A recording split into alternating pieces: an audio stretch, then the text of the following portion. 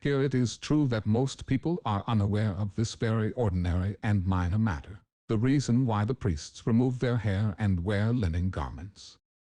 Some persons do not care at all to have any knowledge about such things, while others say that the priests, because they revere the sheep, abstain from using its wool, as well as its flesh, and that they shave their heads as a sign of mourning, and that they wear their linen garments because of the color which the flax displays when in bloom, and which is like to the heavenly azure which enfolds the universe. But for all this there is only one true reason, which is to be found in the words of Plato, for the impure to touch the pure is contrary to divine ordinance. Surplus left over from food and no excrementitious matter is pure and clean, and it is from forms of surplus that wool, fur, hair, and nails originate and grow. So it would be ridiculous that these persons in their holy living should remove their own hair by shaving and making their bodies smooth all over, and then should put on and wear the hair of domestic animals.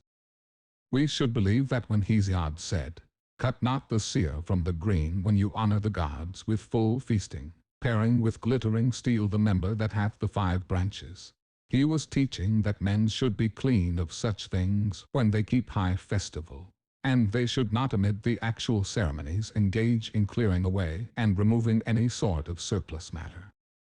But the flax springs from the earth which is immortal. It yields edible seeds, and supplies a plain and cleanly clothing, which does not oppress by the weight required for warmth. It is suitable for every season, and, as they say, is least apt to breed lice. But this topic is treated elsewhere.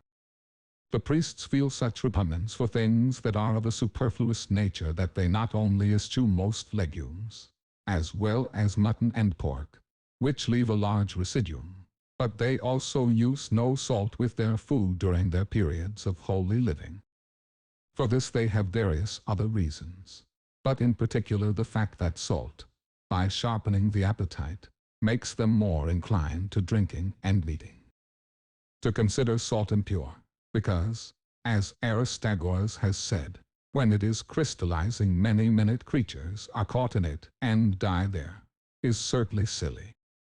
It is said also that they water the Apis from a well of his own, and keep him away from the Nile altogether, not that they think the water unclean because of the crocodile, as some believe, for there is nothing which the Egyptians hold in such honor as the Nile. But the drinking of the Nile water is reputed to be fattening and to cause obesity. They do not want Apis to be in this condition, nor themselves either, but rather they desire that their bodies, the encasement of their souls, shall be well adjusted and light, and shall not oppress and straiten the divine element by the predominance and preponderance of the mortal.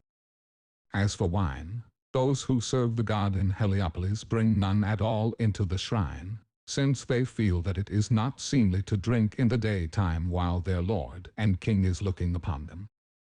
The others use wine, but in great moderation. They have many periods of holy living when wine is prohibited, and in these they spend their time exclusively in studying, learning, and teaching religious matters. Their kings also were wont to drink a limited quantity prescribed by the sacred writings, as Hecataeus has recorded, and the kings are priests. The beginning of their drinking dates from the reign of Psammetichus. Before that they did not drink wine nor use it in libation as something dear to the gods, thinking it to be the blood of those who had once battled against the gods, and from whom, when they had fallen and had become commingled with the earth, they believed vines to have sprung. This is the reason why drunkenness drives men out of their senses and crazes them, inasmuch as they are then filled with the blood of their forebears. These tales Eudoxus says in the 2nd book of his World Travels are thus related by the priests.